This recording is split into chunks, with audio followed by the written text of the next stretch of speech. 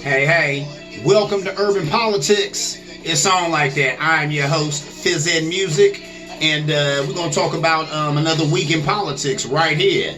This right here is Under the Gun, a little song that I did about gun violence. I usually send it around whenever a gun tragedy happens. Sadly enough, I get plenty of times and plenty of chances to send this song around. But I just talk about, the prevalence of guns in America. Are they good, are they bad? The ups and the downs. But that is not what you're here for. You're here for the same reason I'm here, and that's to talk politics. So let's get right into it like a car and drive and talk about a lot of political stuff that's been going on lately. Now, I'm going to talk, I'm going to go right to the heart of things and talk about Black Lives Matter. Hot right now in the media, been in the media.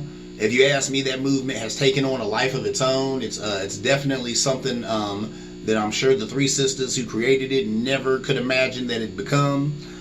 It's got a lot of members now. There's a lot of people involved in it. That's good and it's bad. Seen Bill O'Reilly talking about it. He's afraid of it. Some people would say maybe he should be. But it's interesting. He's afraid of it. And I say, and I'll talk more about that. Let me go ahead and start off. Okay, they were talking about how, and if you read the platform of Black Lives Matter, they talk about how they want to get rid of the nuclear family. Now, on its face, that seems bad. But look, the nuclear family is just a quote-unquote normal family. The normal family is supposed to be, you have a husband, you have a wife, and you have the 2.3 kids. So it was maybe a daughter, a son, and the 0.5 or whatever was supposed to be like the dog or a cat. So you got a mom, a dad, a daughter, a son, a dog, or a cat. That is your quote-unquote nuclear family. They said that they aim to change that. Like I said, on its face, you read that and you're like, but then I'm like, how about this? That has not been the family in America for a long time. I've been doing social work for 20 plus years. Let me tell you something. I go to these kids' homes. Very rarely do I see a mom, a dad, the two children, and the dog or cat. That has not been the face of the American family for a long time. You go there and you see some same-sex couples. You go there and you see some single-parent families. You see a lot of that. So the fact that they say that they aim to change what is considered the quote-unquote normal or nuclear family, you can't be mad at that. How about this? That ship has sailed. What they want is, it sounds like, just society to catch up with what's really going on in this country. If you ask me, really just our elected officials to catch up with what's really going on in this country. But that's another topic. But that's really what's going on. And that's why I said that's not a bad thing, because American families haven't looked like that in a long, long time. American families haven't looked like that since the 50s. Get out of that. There's plenty of times where that's not a person's family. So, the fact that they want to change, the nuclear family, I'm like, it's already kind of been changed. We probably need to get rid of that definition or that view of things anyway. There's that. Moving on. Talking about it's a communist organization. Well, let me tell you something. There's socialism, there's communism, and there's capitalism. Now, the place that we're at right now runs on capitalism. So capitalism is all the rage around here. If you talk to a Republican, this country was founded on capitalism, and the free market will save us, and there's nothing better than the free market, and I'm proud to be an American, at least I know I'm free. All that crap. Get out of here. That's just another system of things. How about this? Communism and socialism have good parts too. Socialism, we already do some of that, don't we? We have Medicare and Medicaid. That's socialism. All socialism is taking money from people over here and giving it to people over there. Redistribution of the wealth. That's it. And that's not a bad thing, because we're not saying we're going to take all the rich people's money and give it to poor. So we're going to take a little bit and give it to these poor people over here so that they can live a little. And you rich, you're not going to be missing it anyway. There's socialism. Communism. Now, there's a lot of different aspects to communism. And like I said, all of these different isms, there's good stuff and there's bad stuff. With communism, and there's some European countries that run under that, and if you talk to people who sit on the right, and some business people who are Democrats, they would tell you that, communism is no good. A lot of these European countries that have practiced communism have fell under. I think Russia was under communism, and we see what happened to them. They fell under. So, there's definitely reasons to poo-poo it. I think within communism, it's about people playing to their strengths. And I'm simplifying some very intricate things right here, so bear with me, ladies and gentlemen. But communism, I think, would look like I said, people playing to their strengths. So you go somewhere, maybe you take a test, maybe it says the best thing for you to be would be an architect because you're a good drawer. Not saying that's what you want to do, but this test says that that's what you do best, and that's what you have to do because this test says that's what you do best. Maybe you want to be a talk show host. Forget what you want to do. This test says that you be a good architect. For the good of our society, you're going to do what you're best at, and that's being an architect. And that's that. And they say that would, get rid of, ingenuity or enterprise or, things like that. And I agree with that. That'd be kind of messed up if you had to do something just because you were good at it. There's plenty of people who are good at things, but they don't do them because that's not what they get into. So they're like, yeah, I'm talented over here. This is something I'm really, really good at. I have a talent for this. But I don't like it. I don't get into it, so I don't do it. So, and people should have that freedom to do that. So I guess with communism, they wouldn't. So there's that. The good thing with communism, though, I think, is that everybody is at an equal level. So, he wouldn't have any more than you have. Now, some people say that's a good thing because everybody's eating. But then people say that's a bad thing because then, once again, it takes away from that, wanting to strive for more because you're like, no matter how far I strive, I'm not going to have any more than him, so why would I try to be the best and the brightest at anything? So I can understand. I can see both sides. Like I said, all of these isms have goods and bads. Like I said, Bill O'Reilly is scared of their popularity. And then I say that because he get on there and he told me, they are a Marxist organization and they are communists. Well, I understand that Bill O'Reilly is a capitalist because he done wrote a couple of books and made a gazillion dollars off of them. So he definitely believes in capitalism. I'm sure it works for people like him all day. I know it works for people. I've seen it work for people like him all day. But there are some people who capitalism doesn't work for. There's a lot of young people capitalism doesn't work for. That's why they were turned on by Bernie Sanders. I talked about that on the show. Socialism, they into that. They can dig that. Bernie Sanders is a socialist. Well, there you go. And that's why I said ain't nothing wrong with socialism. So, well, there's drawbacks to all of it, but there's definitely some upsides to socialism too. Like I said, it turned a lot of young people on. So there you have that. So and Bill O'Reilly's scared of the Black Lives Matter. I think he's also afraid, and this is something we have to talk about.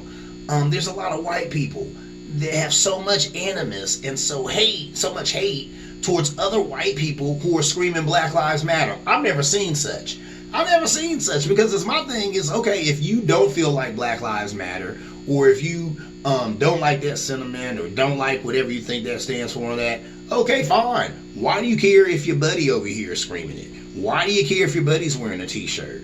Why do you care? I, as a black person, I don't have any friends like this, but say I had a friend who was a Trump supporter and he wanted to run around in a Trump t-shirt. Now, me being the guy I am, I would still hang. If he was a good friend, I'd still hang out with him. Why? He's allowed to have that view. Do I agree with it? Obviously not. Obviously not. And he probably wouldn't be a fan of this show, or maybe he would, because maybe he'd be that type of guy who can, still be friends with someone who has a completely opposite political view. But that's okay. You know what I'm saying? But I would not be, mad at him or going in on him or yelling at him or screaming at him because he run around talking about how he's a Trump supporter. I would look at him crazy. We would have plenty of discussions where I was probably yelling at him and being like, bruh, you need to change that, or whatever. But I would not be out here, trying to physically hurt him or whatever, or beat him up or threaten him just because that's his view. I'd be like, hey, look, if you feeling old dude like that, then you feeling him like that. Here's why I'm not. But it blew me away. And a lot of it is because a friend of mine years ago, and she watches the show too, so I'm going to try and definitely tiptoe around this because I don't want to divulge any names, to protect the innocent or the not so innocent. But she had told me years ago, and this was a white woman, she said, sometimes I'm with, some of my other white friends, and, they're watching Fox News. She said, and I don't know if they know how racist they sound. And she said, and really I think it's a fear of not being first. She said it's a fear of not being on top. And that's what it is. And Bill O'Reilly, he right there, man. It's a fear of not being first. It's a fear of not having the privilege. You've been walking around with that privilege for years. You don't want to lose it. You want to lose it. You do not want to lose it.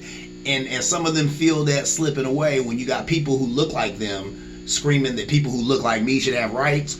Oh boy, now we got a problem. Now we got to shift. Now we got to change. You know, now we having the oppressor feeling the pain of the oppressed. That's a problem. That's a problem. But that's a change in America, and that needs to happen, and it's happening, and you can't stop it. So I would say get on board. Anyway, moving on. Let's talk about something that's interesting. And I feel bad because I still need to read this. I haven't even read it yet. I talked about it last show. I'm talking about it this show. I promise you this week, in between working and living and all this other stuff, I'm going to get to this and read this. But the 1619 Project, heard good things about it by a young lady by the name of Nicole Hannah-Jones. She wrote it with the help, with with the New York Times, what I'm saying, or they did it with her help, and they put it out, and it seeks to reframe the history of America by highlighting the consequences of slavery and the contributions of Black Americans. I think that's amazing. That's pitch perfect right there. We need to have that conversation because, believe it or not, there are the slavery has formed and shaped everything in this country. It's definitely formed and shaped everything with Black folk, and it continues to do so to this day. But as far as America is as a whole, I agree with that. And I talked about how their premise in this, when I heard the young lady speak about it, she had said that, America didn't start in 1776. America started in 1619 when that first boat came over with those 20 African immigrants who were slaves. That's when America started. I agree. That's when it kicked off. So there's that. I think that's a good thing. There's a guy by the name of Robert Woodward. That's a good brother. He been in the civil rights movement for a minute. He's old school. He been doing it for a minute. No disrespect to that brother at all. And he was saying that he doesn't like it. He said he believes in hard work and taking responsibility. Well, I'm like, hold up. Me too, brother. I don't know. How does one have anything to do with the other? Highlighting slavery and talking about how slavery has molded and shaped almost every facet of America. What does that have to do with you believing in hard work and taking responsibility? Now, I think there are some of us Black folk who every time slavery comes up or whatever, we get into a position of where we think other people think that we're using that as a crutch or an excuse. Not that at all. Not that at all. And it isn't a crutch or an excuse. There's a lot of reason the Black community is stuck where it's at. Not just slavery, but slavery is a good piece of it. And we can't kick it out. And we can't let other people make us feel like we're wrong for bringing it up or for talking about how it is an intricate part of this story. Don't let other people make you think that you're playing the quote unquote race card or race baiting because you're bringing it up, because it does. It shadows everything. Everything. And I've talked about it on this show, so I'm not going to ad nauseum. So I'm not going to go back through that. But it does. So we can't act like it doesn't. It's not saying that we don't get into hard work or taking responsibility for our own actions. We do have to take responsibility for how the hood is looking right now, Mr. Woodward. I agree with that. But with that, let us not forget that it ain't like we didn't fall out the sky in this country. Why are we here? How can we deal with any of this stuff going on with us, sir, if we can't even deal with the reason why we're here? To not deal with slavery is to pretend that we still living in Africa, bruh, and that ain't the case. Look how I'm dressed. Anyway, moving on. So, Mr. Woodward, he invented the 1776 Unites. And that's an alternative to the 1619 project. Now, the 1619 project is also a curriculum that they aim to teach in schools. And there's some states that have signed on to it, some states who haven't. I was going to bring it up later, might as well bring it up now. Trump, of course, newsflash, has said that he'll defund any state who seeks to do this 1619 curriculum. Really? The racist president doesn't want a curriculum taught in school to white kids that could maybe make African Americans and Black people look good or paint them in a good light or shine a positive light on their achievements. But he's not a racist. Anyway, I think it's interesting how it shows examples of Black Americans who achieved. This is what the 1776 Project does. It shows examples of Black Americans who achieved success by embracing America's founding ideas. And that's cool. You know what? Because believe it or not, there are Black folk who were able to achieve and reach things in America, doing it the right way, and everything worked out right. That happens. That happens. When I spoke about the military, I had to say, guess what? There's a lot of rape and a lot of abuse in the military. But there are also a lot of sisters who got into the military, who rose through the military, have had a great life through the military, and everything was all peaches and cream.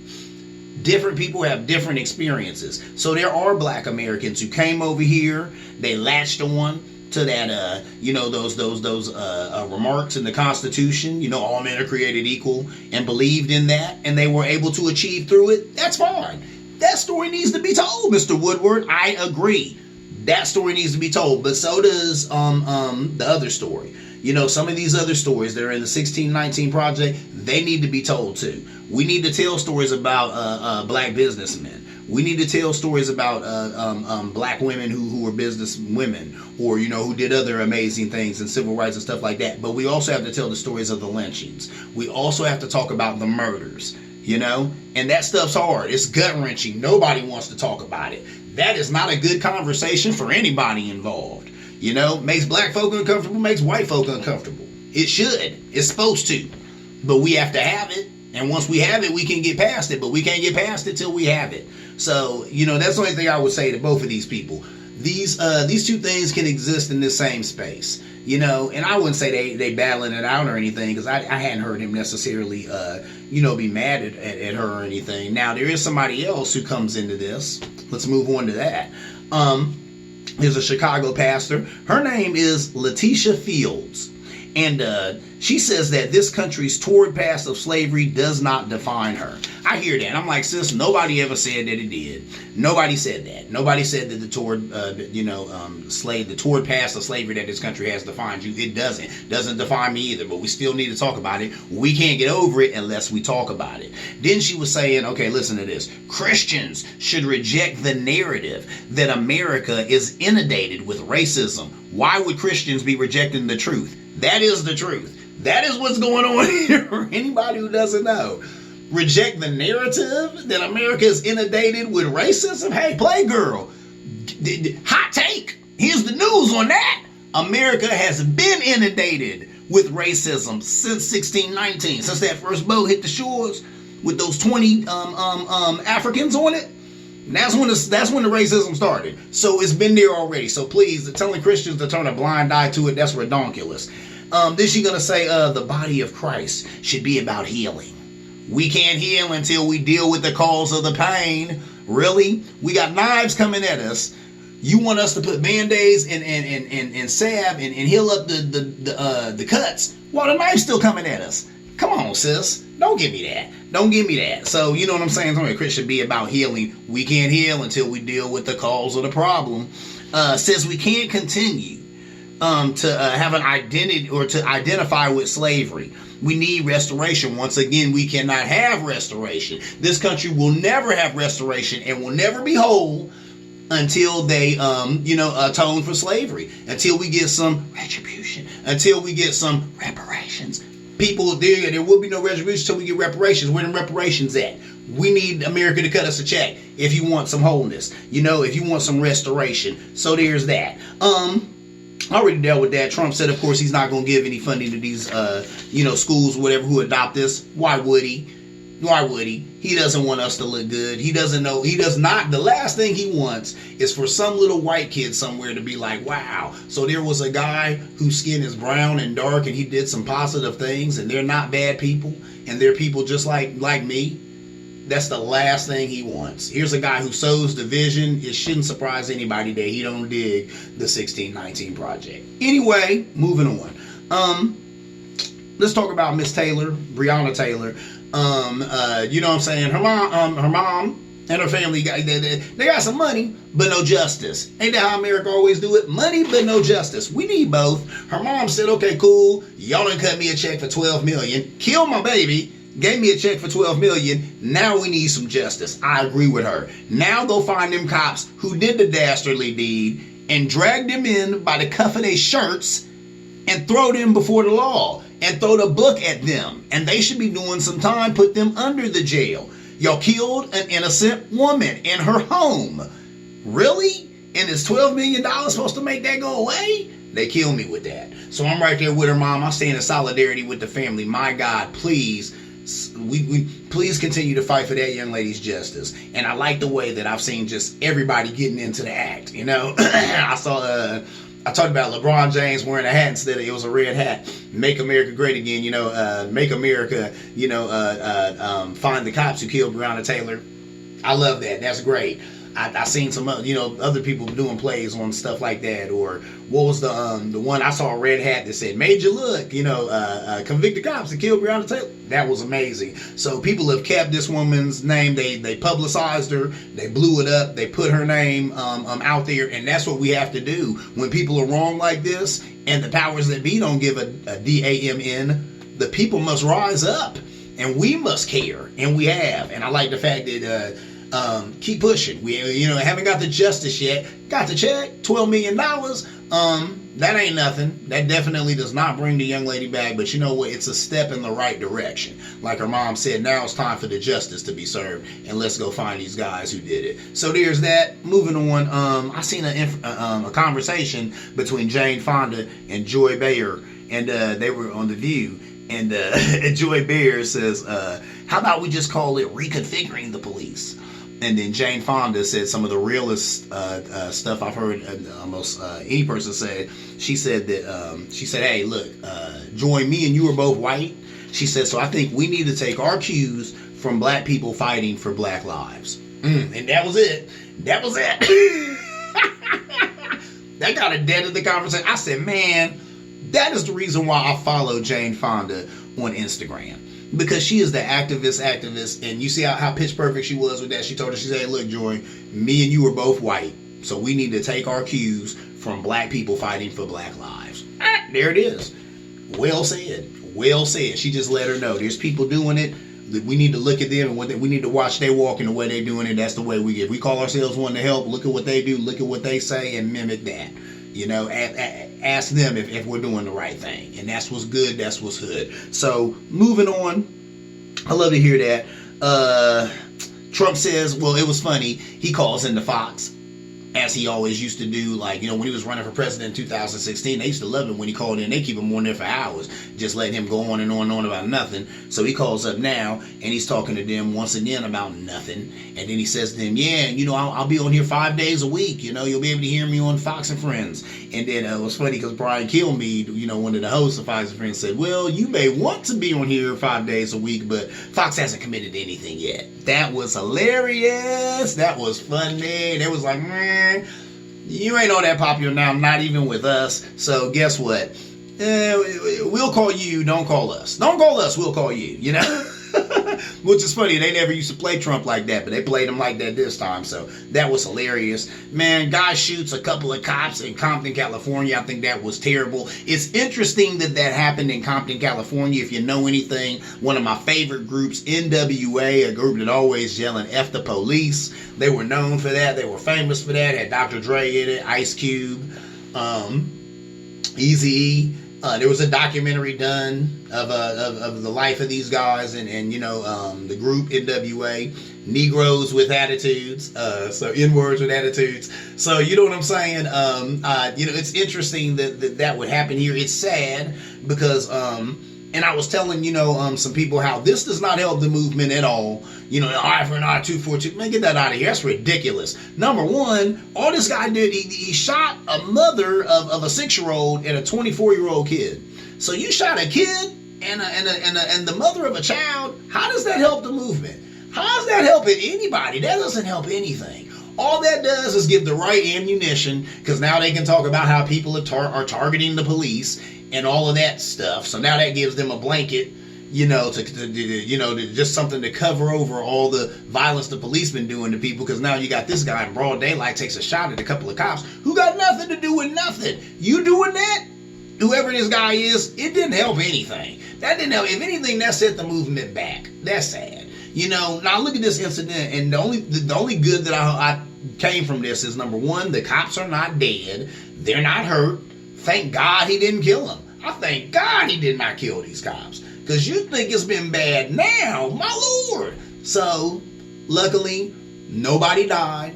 He didn't get killed. The cops didn't get killed. But I hope everybody's paying attention. And I think they are. I think even now the cops and the streets have to be like, okay, everybody's serious. Everybody's taking life around here. We need to take a step back and watch our walk. Maybe we need to change things a little.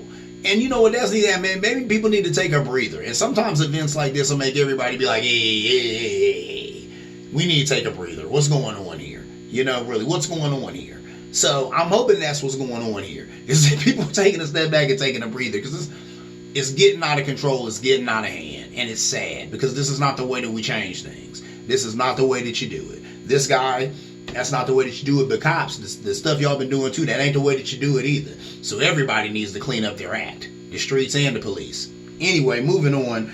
I have to talk about a sister in arms, a bold progressive that we lost lately. Ruth Bader Ginsburg, the notorious RBG. She died at 87, Friday morning. She passed. That is sad. Her family has our condolences. Of course, they've been talking about her in the news and all that, as they should. Like I said, the woman was amazing. She was great. And she will forever be missed. I guess they said that she had beat breast cancer like 3 times. She's been fighting for women's rights forever. She said that racism was a vile infection. That's what she called it. Racism is a vile infection. So I was like, yeah, I agree with her. She knew what she was talking about on that. She said that her mission was to keep the country true. So true to those values, all men are created equal and all of that good stuff that's on the Constitution. She said that was her job, to keep the country true. That was fresh right there. Of course, like I said, she will be missed. She was a bold progressive. She did her thing. Onto the politics of it, because it got political way quick. It's, of course, with Trump coming out off rip saying that he's looking to fill her seat quick. And of course, they want to do that. They want to fill her seat right now so that Trump can fill it. Because he'll fill it with another conservative, racist person. That's what he looks to do. He filled all these appellate court and lower level court judges with guys with his quote unquote ideology of the world. So that's what he's looking to do with the Supreme Court. If you remember correctly, back when, Obama, it got close to him, being out of office, and he was trying to appoint Garland, and they blocked it, saying that the new president coming in should appoint, that seat. It shouldn't be, it shouldn't be allowed to be Obama. And they blocked him from doing that. So I'll tell you what, if the Democrats don't stop resting on their laurels and really just be about their business and do something to stop this, because there can be no way on the planet that they let the Republicans fill this Supreme Court seat right now. And that was one of Ruth Bader Ginsburg's wishes. They said that she said that to like her niece or something like that. She said that I wish that my seat would be filled only when a new president comes in, but would not be filled by the current administration. I'm paraphrasing. You can go look at what she said. But she had those same sentiments. She did not want necessarily this current administration filling that seat. She said let it be whoever comes in, And I agree with that. Of course, the Republicans, they playing dirty pool. Because, of course, when it's Obama up there and it's his turn to get a pick, y'all block that with everything y'all got, And they've done a lot of things. They got rid of the filibuster. They have a majority in the House and the Senate. So I sit here and I tell the Democrats, like, I want to wring somebody's neck. Y'all need to do something. Stop these guys from doing that. But I couldn't tell them how to do it. I have no idea how to do it. But how about this? I am not a lawyer, so... Oh, damn.